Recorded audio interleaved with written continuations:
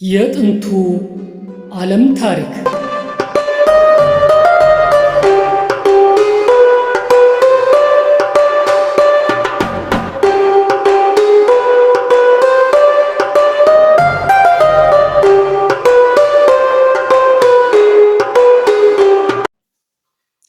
የታሪክ ሚዲያ ላይ ተዘጋጅቶ የቀረበ ዶክመንተሪ ትረካ።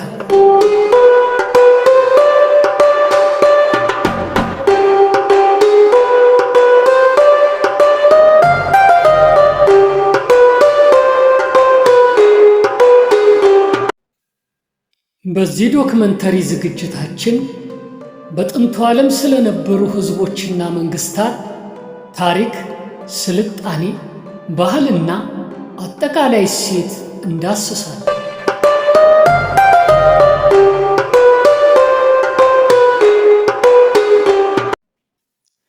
የጥንቱ ዓለም ታሪክ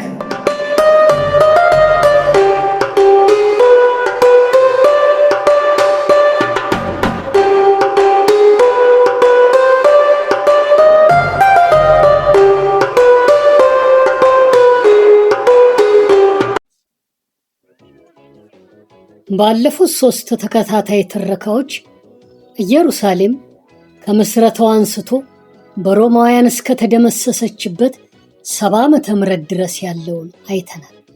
በዚህ ክፍል 4ና የመጨረሻ ትረካ ኢየሩሳሌም ከቤዛንታይን ዘመነ መንግስት አሁን እስካለችበት ጊዜ ድረስ ያለውን ታሪኳን እንዳስሳለን። እናንተም ሁሌ እንደምታደርጉት ሙሉ ትረካውን ትኩረት ሰጥታችሁ እንድትከታተሉትና ቻናሉንም ሰብስክራይብ፣ ላይክ፣ ሼር እና ፎሎ ማድረጋችሁን እንዳትዘነጉ በትህትና እየጠየቅን አሁን ወደ ሙሉ ትረካው እናመራለን።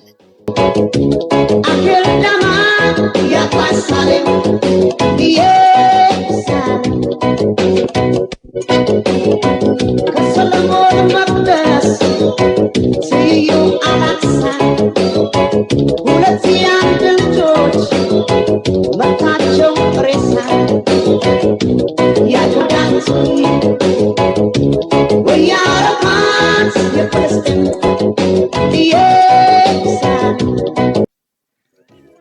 በ324 ዓመተ ምህረት የሮማው ንጉሠ ነገሥት ቀዳማዊ ቆስጠንጢኖስ በሮማ ነገሥታት ታሪክ የክርስትና ሃይማኖትን የተቀበለ የመጀመሪያው ንጉሥ ሆነ። እናቱ ንግሥት እሌኒ የክርስቶስ መስቀል ተቀብሮበታል የተባለውን ስፍራ ለማግኘት ወደ ኢየሩሳሌም ማቅናቷና ክርስቶስ ተሰቅሎበታል በተባለበት የጎልጎታ ተራራ ላይ ሄዳ ዕጣን ስታጨስ የዕጣኑ ጭስ መስቀሉ ወደ ተቀበረበት ቦታ መርቷት መስቀሉን አገኘች ሲሉ በክርስትና ሃይማኖት ያሉ ሊቃውንቶችና አባቶች እንዲሁም የታሪክ ተመራማሪዎች ይናገራሉ፣ በጽሑፋቸው ይገልጻሉ። እውነት መሆንና አለመሆኑ እርግጠኛ ባይኮንም በ335 ዓመተ ምህረት አቅራቢያ በኢየሩሳሌም የሮማ ካቶሊካዊት ቤተ ክርስቲያን ተገነባ። በርካታ አብያተ ክርስቲያናት፣ ገዳማት፣ አድባራት፣ ደብራትና ሆስፒታሎች ተገነቡ። ከዚህ ጊዜ በኋላ ከመላው ዓለም የተወጣጡ የክርስትና ተከታዮች በየዓመቱ ለአምልኮ፣ ለጸሎትና ለስግደት ወደዚች ከተማ ስለሚመጡ ኢየሩሳሌም የክርስትና አምልኮ የሚካሄድባት ቅዱስ ስፍራ ተደርጋ ትታይ ነበር። በ614 ዓመተ ምህረት የፋርሳውያን ሳሳንያን መንግስት ሰራዊት ከከባድና መራራ ውጊያ በኋላ ከተማይቱን ሲቆጣጠር በርካታ አብያተ ክርስቲያናት ተቃጠሉ። በሺ የሚቆጠሩ ክርስቲያኖች በፋርሳውያን ተጨፈጨፉ፣ ብዙዎቹም ተሰደዱ። ኢየሱስ ክርስቶስ የተሰቀለበት እውነተኛው መስቀል ወደ ፋርስ በመወሰዱ በክርስቲያኖች ላይ ከፍተኛ የሐዘን ስሜት እንዳጠላባቸውና ኢየሩሳሌም ለ15 ዓመታት በፋርሳውያን ቀንበር ስር የጨለማ ዓመታትን አሳለፈች ተብሎ ይነገራል። ዳሩ ግን በ629 ዓመተ ምህረት የቤዛንታይኑ ንጉሥ ሄራክሌስ ፋርሶችን ተዋግቶ ድል ካደረጋቸው በኋላ ኢየሩሳሌም ድጋሚ በቤዛንታይን ስር ስትሆን ክርስቶስ የተሰቀለበት እውነተኛው መስቀል እንደገና ተመለሰ ሲሉ ታሪክ አጥኞች ይገልጻሉ። ይሁን እንጂ ክርስቲያኖች ያገኙት ደስታ ብዙም አልዘለቀም።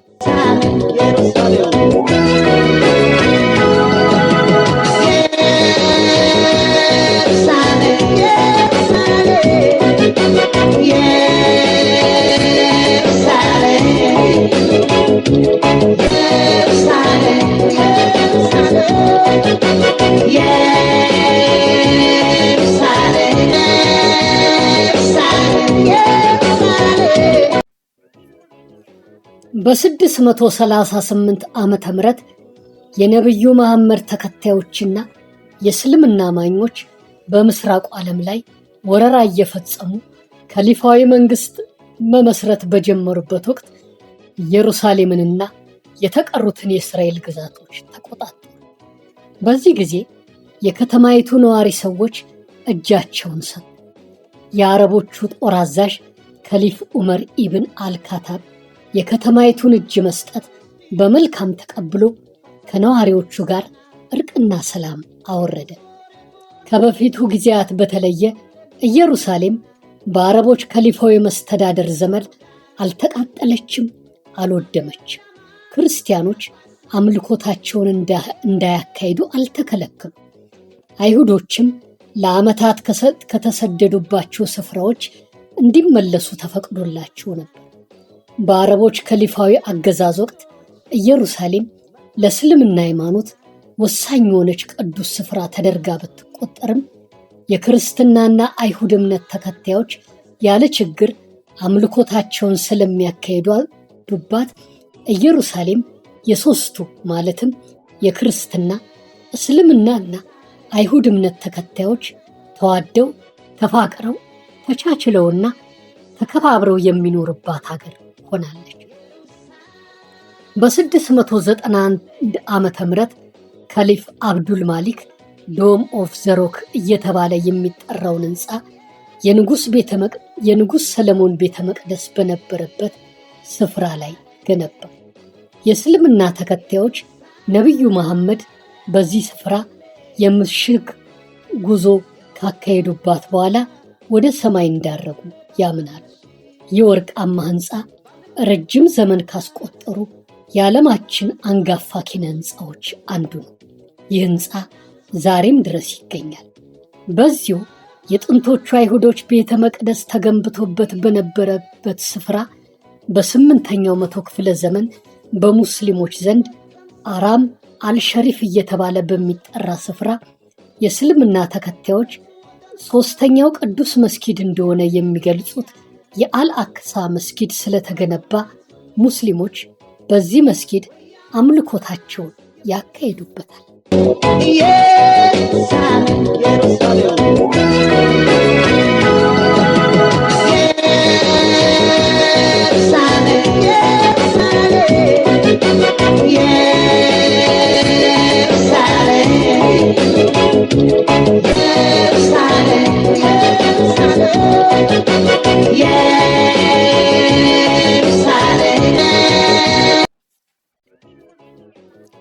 በ11ኛው መቶ ክፍለ ዘመን የምዕራብ አውሮፓ ነገስታት ኢየሩሳሌምን ከሙስሊም አረቦች መዳፍ የማስለቀቅ ዓላማን ሰንቀው የመስቀል ጦርነት ዘመቻን ከፈቱ። በ1099 ዓመተ ምህረት በተካሄደው የመጀመሪያው የመስቀል ጦርነት አውሮፓውያን ነገስታት ኢየሩሳሌምንና ሌሎች የእስራኤል ግዛቶችን ተቆጣጥረው ማስተዳደር ጀመሩ። በዚህ ወቅት በርካታ ሙስሊሞችና አይሁዳውያን ተጨፍጭፈዋል። የመስቀል ጦረኞች የሆኑት የአውሮፓ ክርስቲያኖች ለ9 ዓመታት ኢየሩሳሌምን ሲያስተዳድሩ ቆይተዋል። በ1187 ዓመተ ምህረት የግብፁ ሱልጣን ሳህለዲን ከአውሮፓውያን ጋር ተዋግቶ በማሸነፍ አውሮፓውያንን ከኢየሩሳሌምና ከተቀሩት ስፍራዎች አባረረ። ሳህለዲን ከመስቀል ጦረኞች በተለየ በክርስትናም ሆነ አይሁድ እምነት ተከታዮች ላይ ግድያም ሆነ ጭፍጨፋ አላካሄደም። የክርስትናና አይሁድ እምነት ተከታዮች ምንም አይነት መድሎም ሆነ መገለል ሳይደረግባቸው በነፃነት መኖር ጀመሩ። ኢየሩሳሌም በድጋሚ በአረቦች ከሊፋዊ መንግስት አገዛዝ ስር ሆነች። የአውሮፓ ነገስታት የተለያዩ የመስቀል ጦርነት ዘመቻዎችን በማካሄድ አረቦችን ከኢየሩሳሌም ለማስወጣት ቢሞክሩም አልተሳካላቸውም። በ1517 ዓመተ ምህረት ኦቶማኖች አረቦችን ድል አድርገው ኢየሩሳሌምን ሲቆጣጠሩ ሱልጣን ሱሌይማን ከተማይቱን በተለያዩ ግንባታዎች እንድታሸበርቅ አደረገ። በ1537 እና 1541 ዓመተ ምህረት መካከል የኢየሩሳሌምን ቅጥር ግንብ መልሶ የገነባ ሲሆን እነዚህ ግንቦች ዛሬም ድረስ ይገኛሉ። ኦቶማኖች ኢየሩሳሌምን ለ400 ዓመታት ባስተዳደሩበት ወቅት ከተማይቱ ምንም ግጭትና ጦርነት ያልተካሄደባት፣ ሰላም የሰፈነባት፣ የተለያዩ ሃይማኖት ተከታዮች ተቻችለው የሚኖሩባት፣ ከተለያዩ የዓለም ክፍሎች የክርስትና፣ የእስልምናና የአይሁድ እምነት ተከታዮች ወደ እሷ እየመጡ ያለምንም ችግር አምልኮታቸውን ያካሂዱባት ነበር።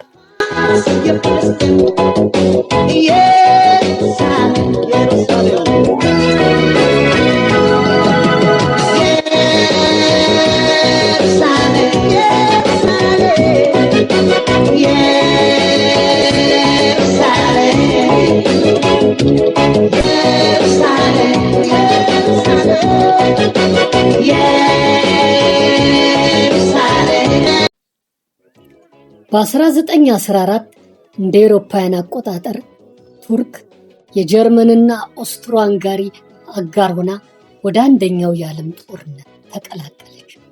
በዚህ ወቅት በጄኔራል ኤድመንድ የሚመራው የእንግሊዝ ጦር ወደ ፍልስጤም ምድር በመግባት ኢየሩሳሌምንና ሌሎች ስፍራዎችን ተቆጣጠረና ኦቶማኖችን አስወጣ። ከጊዜ ጊዜ በኋላ ኢየሩሳሌምም ሆነ የፍልስጤም ምድር አካባቢዎች በእንግሊዝ ሞግዚታዊ አስተዳደር ስር ሆኑ። ከዚህ ጊዜ በኋላ በቁጥር የበዙ አይሁዳውያን እስራኤል የምትባል አገር ድጋሚ እንደምትገነባ ተስፋ በማድረግ ወደ ፍልስጤም ምድር መትመም ጀመሩ። ይህ ደግሞ በስፍራው ከሚኖሩ የፍልስጤም አረቦች ዘንድ ግጭት ውስጥ አስገባቸው። አረቦች አይሁዳውያን ወደዚህ ምድር እየመጡ መኖር ከጀመሩ እኛ መኖሪያ እናጣለን፣ ከምንኖርበት ስፍራ እንፈናቀላለን የሚል ስጋት ስላደረባቸው የአይሁዶችን ፍልሰት ለመግታት ሲሞክሩ በአይሁዶችና ፍልስጤሞች መካከል ደም ያፋሰሱ ጦርነቶች ተካሄዱ። ብሪታንያ ችግሩን ለመፍታት ብትሞክርም ስላቃታት ሁለተኛው የዓለም ጦርነት ካበቃ በኋላ ለተቋቋመው የተባበሩት መንግስታት ድርጅት ጉዳዩን አቀረበች። የተባበሩት መንግስታት ድርጅት አካባቢው የአይሁድና የፍልስጤም ምድር ተብሎ ለሁለት እንዲከፈል፣ ኢየሩሳሌም ዓለም አቀፍ ከተማ እንድትሆን የሚል ሐሳብ ሲያቀርቡ ሐሳቡን አይሁዶች ቢቀበሉትም አረቦች ስለተቃወሙት በአይሁዶችና አረቦች ዘንድ ጦርነት ተከፈተ።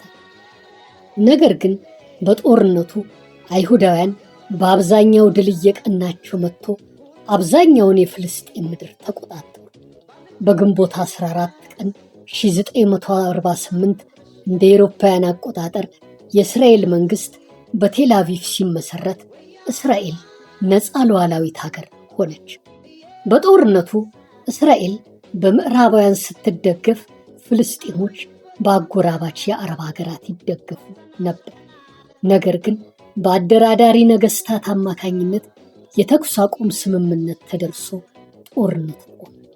ጦርነቱ ከቆመ በኋላ ኢየሩሳሌም በሁለት ኃይላት ተያዘች። እስራኤል ምዕራባዊ ኢየሩሳሌምን ስትቆጣጠር፣ ምስራቅ ኢየሩሳሌምንና ዌስት ባንክን የዮርዳኖስ መንግስት ተቆጣጠረ።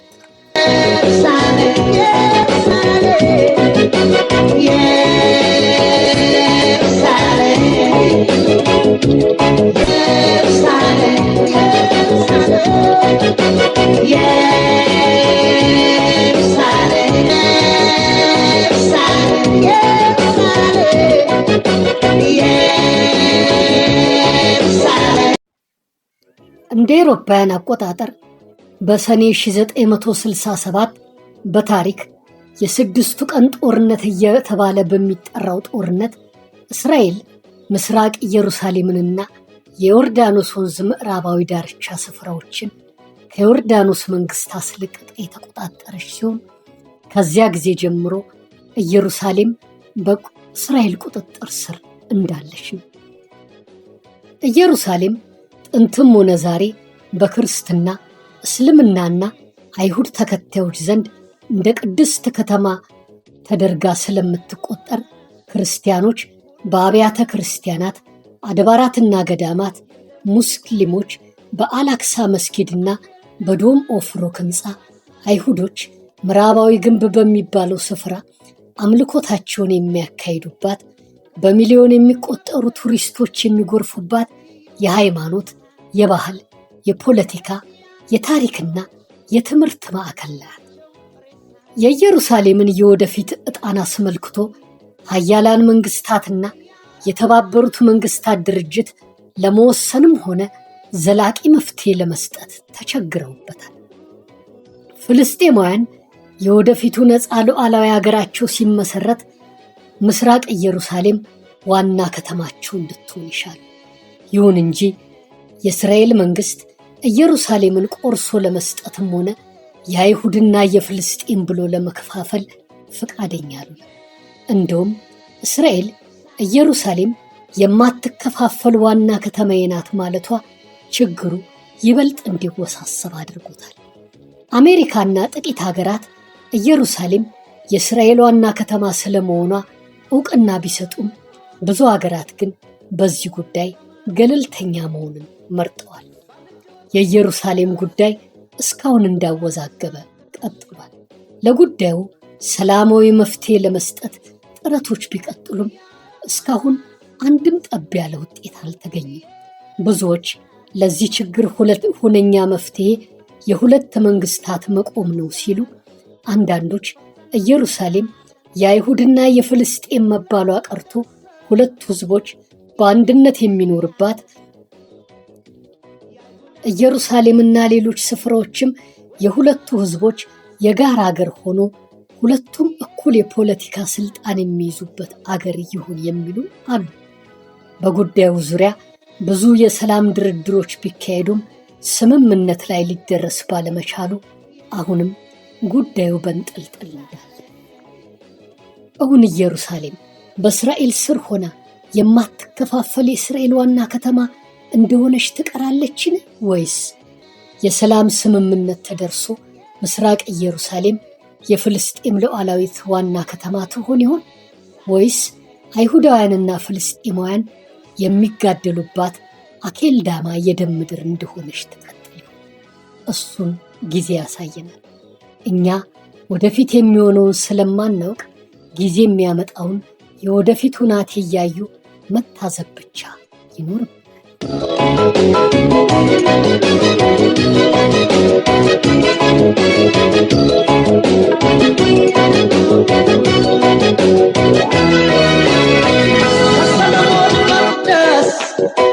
ስዩ አላክሳ ሁለት ያንግ ልጆች ምርታቸው ሬሳ ያኩዳቶኝ ወያረፋት የፍልስጤም ኢየሩሳሌም። የተከበራችሁና የተወደዳችሁ የቻናላችን አባላትና የትረካችን ተከታታዮች ስለ ጥንታዊት ኢየሩሳሌም በአራት ክፍል ያቀረብነው ዶክመንተሪ ትረካ አሁን ተፈጽሟል። በቀጣይ ሌሎች ዶክመንተሪ ትረካዎችን ይዘን እንቀርባለን። እናንተም በአራት ክፍሎች ተዘጋጅተው የቀረቡ ትረካዎቻችንን ስላዳመጣችሁና ስለተከታተላችሁልን እጅግ አድርገን እናመሰግናችኋለን። በቀጣይ አዘጋጅተን የምንለቃቸው የዶክመንተሪ ትረካ ቪዲዮዎች በኖቲፊኬሽን እንዲደርሳችሁ የደወሏን ምልክት እየተጫናችሁ ቻናላችንን ሰብስክራይብ አድርጉልን፣ ላይክም አድርጉልን። ሼር እያደረጋችሁ ሌሎችን በመጋበዝ ወደ ቻናላችን ቀላቅሉልን። በኮሜንት ቦታ ላይ ማንኛውንም ሐሳብ፣ አስተያየት ጥቆማና ምክር ጽፋችሁ አስቀምጡልን። እስካሁን ስታዳምጡና ስትከታተሉን የነበራችሁትን ሁሉ ከልብ እያመሰገንን በቀጣይ የቪዲዮ ትረካ እስከምንገናኝ ደህና ሁኑ።